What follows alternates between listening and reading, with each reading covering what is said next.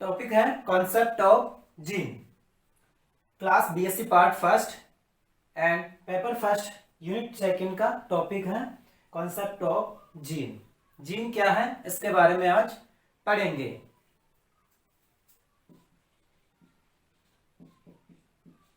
Concept of gene.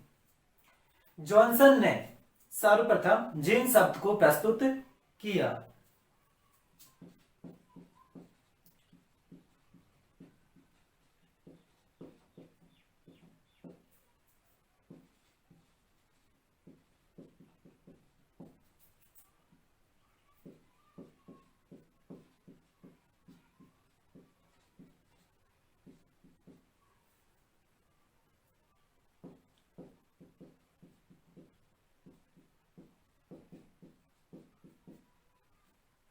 इनके अनुसार, Johnson के अनुसार, किसी लक्षण विशेष की आनुवंशिकी को निर्धारित करने वाली इकाई को जीन कहते हैं।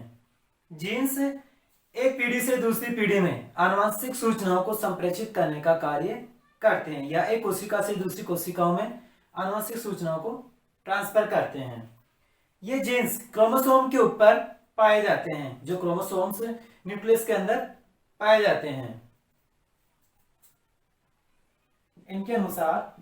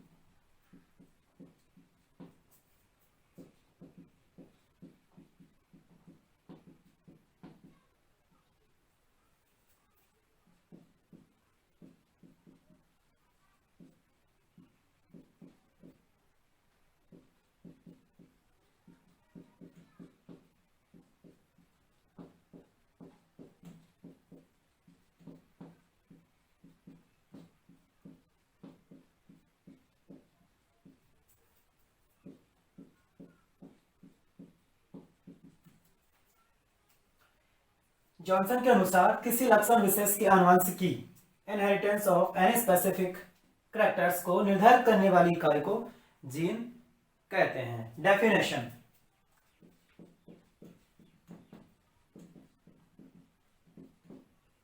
डेफिनेशन। जीन एक सजीव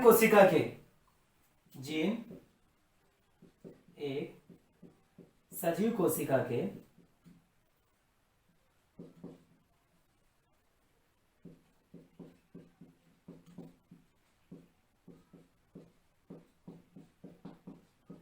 लाइफ साइकिल या जीवन चक्र, लाइफ साइकिल के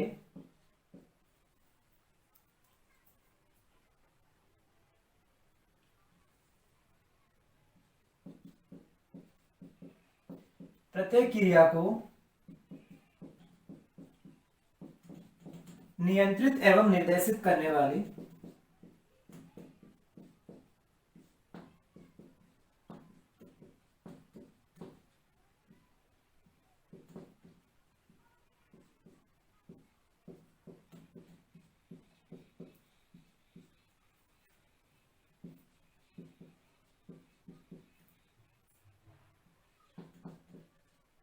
आनुवांशिक सूचनात्मक इकाई है।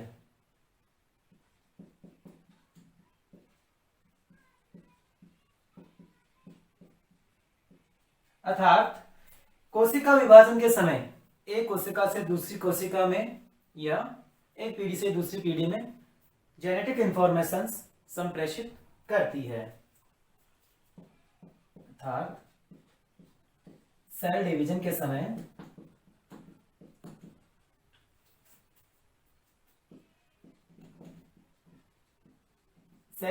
समय एक कोशिका से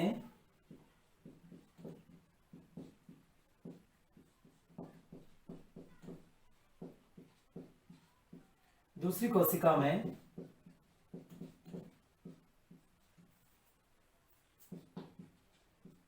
एक पीढ़ी से दूसरी पीढ़ी में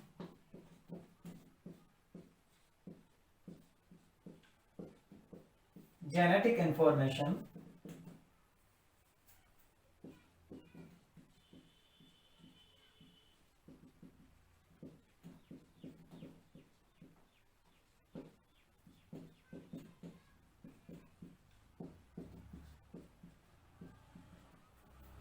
तो इस प्रकार इसकी डेफिनेशन हो गई। जीन एक सजीव कोशिका के जीवन चक्र की लाइफ साइकिल की प्रत्येक क्रिया को नियंत्रित एवं निर्देशित करने वाली आनुवंशिक सूचनात्मक इकाइयां हैं। अर्थात सेल डिवीजन के समय एक कोशिका से दूसरी कोशिका में, एक कोशिका से दूसरी कोशिका में, दूसरी कोशिका या एक पीढ़ी से दूसरी पीढ़ी में जेनेटिक इंफॉर्मेशन को संप्रेषित करती है। अब बात करते हैं मॉर्गन नामक वैज्ञानिक ने जीन्स को, मॉर्गन नामक वैज्ञानिक ने ड्रोसोफिला पर अपना एक्सपेरिमेंट्स किया। उसके आधार पर जीन्स के कार्यों को कुछ या जीन्स के ऊपर कुछ तथ्य प्रस्तुत किए हैं। मॉर्गन ने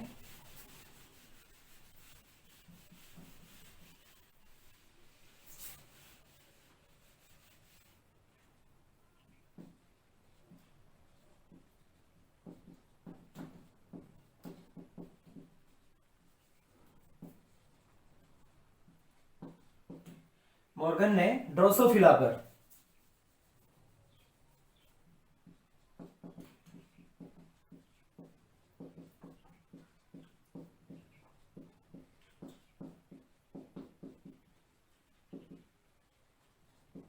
एक्सपेरिमेंट्स के आधार पर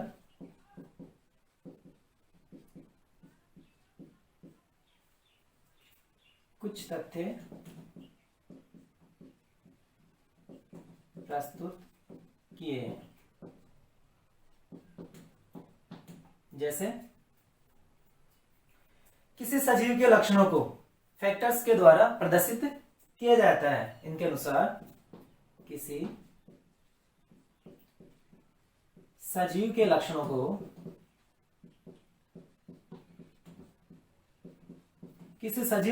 को फैक्टर्स के द्वारा, कारक के द्वारा, फैक्टर्स के द्वारा प्रदर्शित किया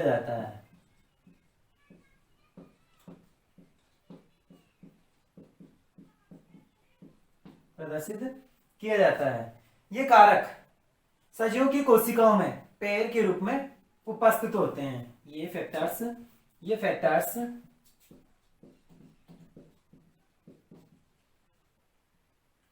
सजीवों की कोशिका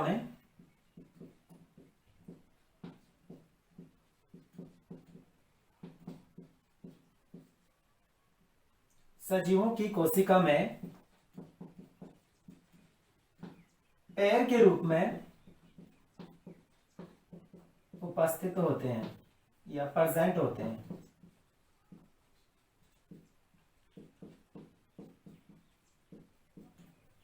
जिन्हें एलिलोमॉर्फ कहते हैं।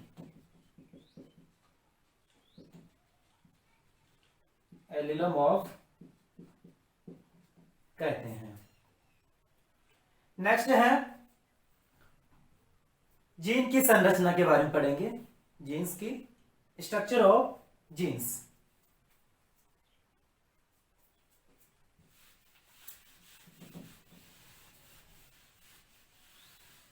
Structure of jeans.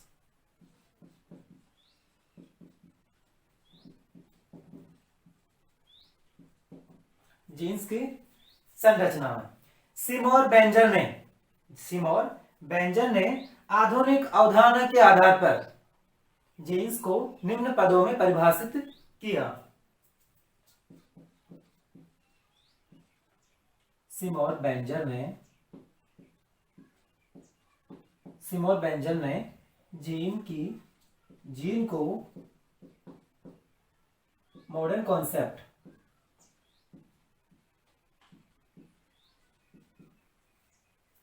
के आधार पर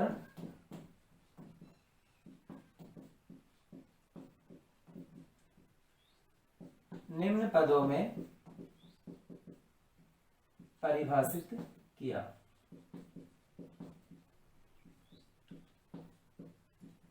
कौन कौन से हैं? फर्स्ट है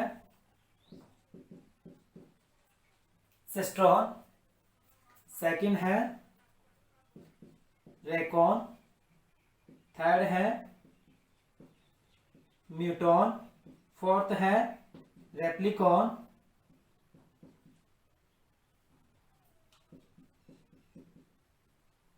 फोर्थ है कॉम्प्लेन,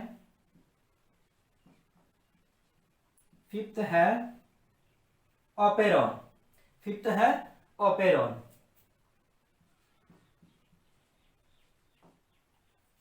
तो सबसे पहले बात करते हैं सिस्ट्रॉन की। सिस्ट्रॉन्स क्या है?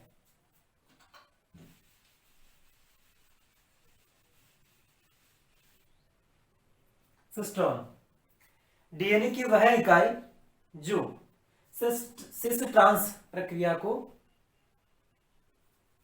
प्रदर्शित करने की क्षमता रखती है।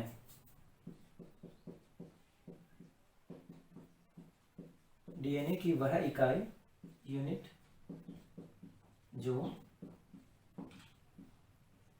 सिस ट्रांस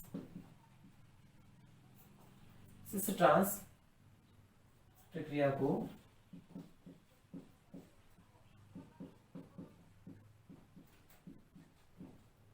प्रदर्शित करने की क्षमता रखती है।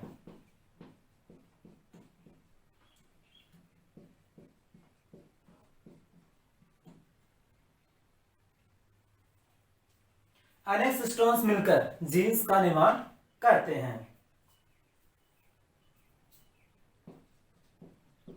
अनेक सिस्ट्रॉन मिलकर जीन का निर्माण करते हैं।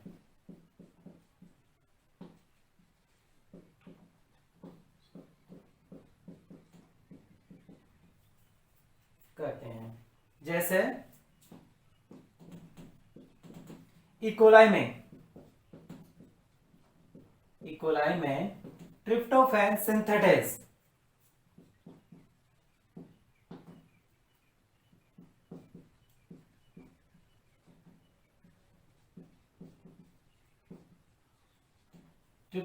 सिंथेटेज नामक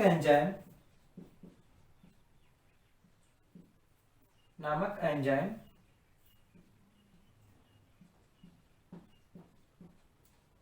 को बनाने वाला जीन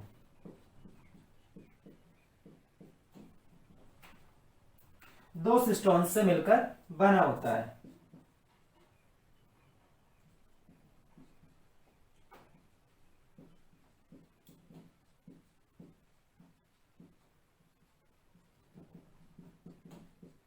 टू सिस्टोन से मिलकर बना होता है।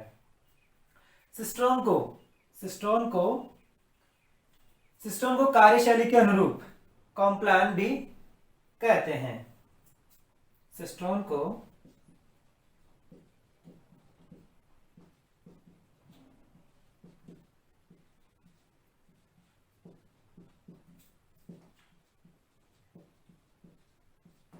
कार्यशैली के अनुरूप कॉम्प्लान भी कहते हैं।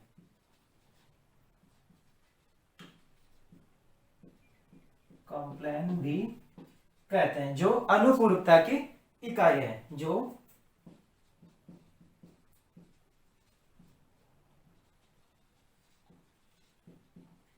कॉम्प्लीमेशन की यूनिट है। इस प्रकार सिस्टोन डीएनए की वह इकाई जो सिस ट्रांस प्रक्रिया को प्रदर्शित करने की क्षमता रखती है। अनेक सिस्टोन्स मिलकर जीन का फॉर्मेशन करते हैं। जैसे इकोलाई में ट्रिप्टोफैन सिंथेटेज नामक एंजाइम को बनाने वाला जीन टू सिस्टोन से मिलकर बना होता है। सिस्टोन को कार्यशैली के अनुरूप कॉम्प्लान भी कहते हैं जो कॉम्प्लीमेशन की यूनिट है, अनुपूरकता की इकाई है। नेक्स्ट है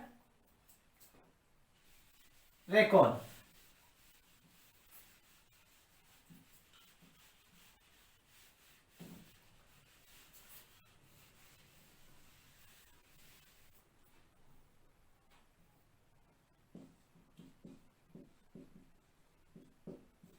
रेकॉन। डीएनए की वह इकाई जो रिकॉम्बिनेशन की क्षमता रखती है उसे रेकॉन कहते हैं। डीएनए की वह सूक्ष्मतम यूनिट जो रिकॉम्बिनेशन की क्षमता रखती है। रिकॉम्बिनेशन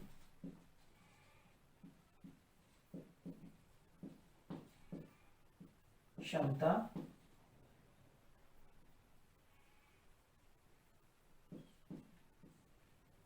रखती है से रेकॉन कहते हैं। डीएनए की वह इकाई सूक्ष्मतम इकाई जो रिकॉम्बिनेशन की क्षमता रखती है, या डीएनए की वह इकाई जिसमें रिकॉम्बिनेशन या रिकॉम्बिनेशन की क्षमता पाई जाती है उसे रेकॉन कहते हैं। नेक्स्ट है म्यूटॉन। डीएनए की वह इकाई जिसमें म्यूटेशन की क्षमता पाई जाती है या म्यूटेशन की क्षमता रखती है उसे म्यूटॉन कहते हैं। डीएनए की वह इकाई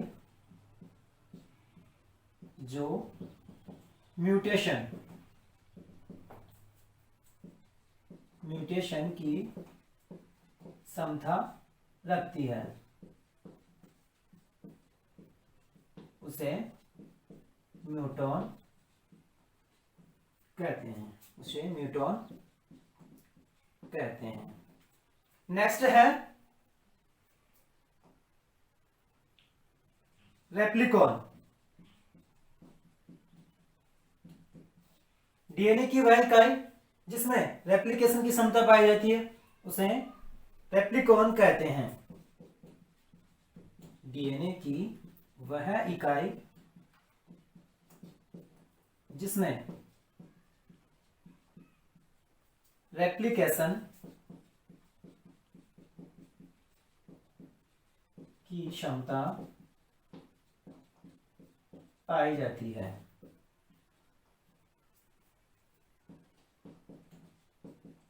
उसे रेप्लिकॉन कहते हैं।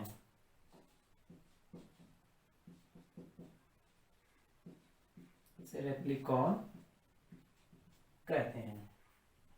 इस प्रकार सिस्टोन हो गई है, cistron, recon, muton and replication. Cistron DNA की वह इकाई जो सिस ट्रांस प्रक्रिया को प्रदर्शित करने की क्षमता रखती है, एंड रेकॉन डीएनए की वह सूक्ष्म इकाई जो रिकॉम्बिनेशन की क्षमता रखती है उसे रेकॉन कहते हैं। म्यूटॉन डीएनए की वह इकाई जो म्यूटेशन की क्षमता रखती है उसे म्यूटॉन कहते हैं।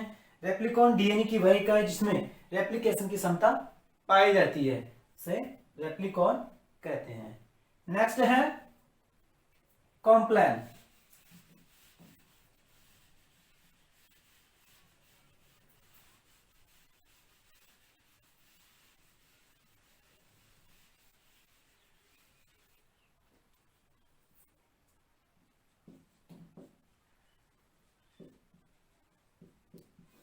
कॉम्प्लान कॉम्प्लान सिस्टोन के स्थान पर प्रयुक्त अनुपूरकता की इकाई है या इसकी संरचना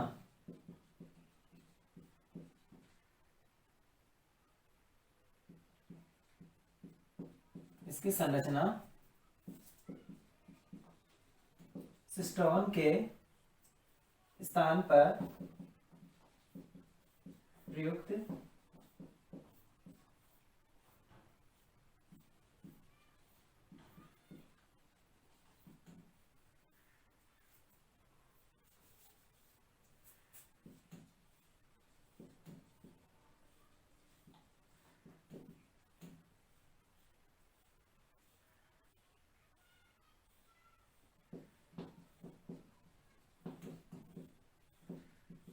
इसकी संरचना सिस्टोन के स्थान पर प्रयुक्त कॉम्प्लीमेशन की यूनिट है। नेक्स्ट है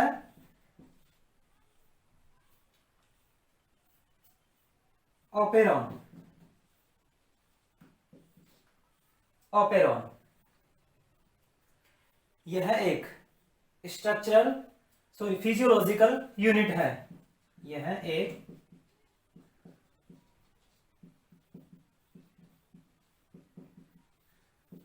फिजियोलॉजिकल यूनिट है जो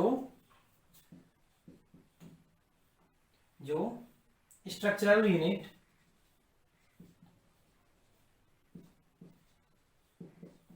व ओपेरॉन यूनिट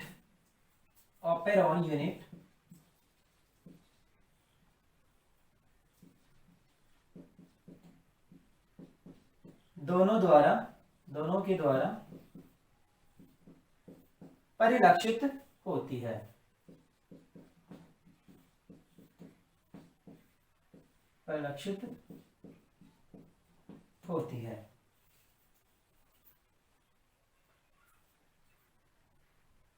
ये इकाइयां, ये यूनिट्स डीएनए के द्वारा संप्रेषित आनुवंशिक सूचनाओं के प्रभाव को बदलने का कार्य करती हैं। ये यूनिट्स डीएनए के द्वारा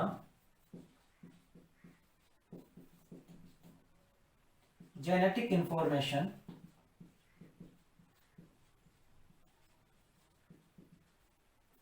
के प्रभाव को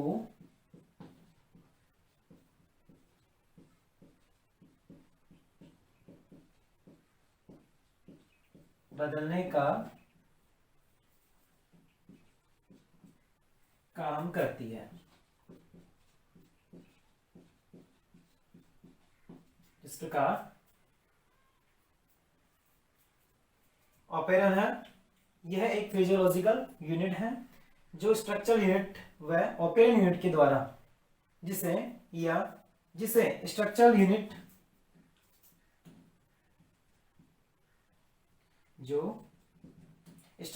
व ओपेरॉन यूनिट दोनों के द्वारा परिलक्षित होता है या परिलक्षित होती है। ये यूनिट्स डीएनए के द्वारा जेनेटिक इंफॉर्मेशन के प्रभाव को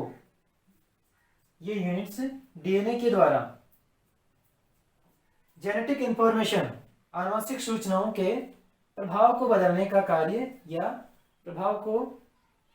आनुवंशिक सूचनाओं के प्रभाव को बदलने का काम करती है।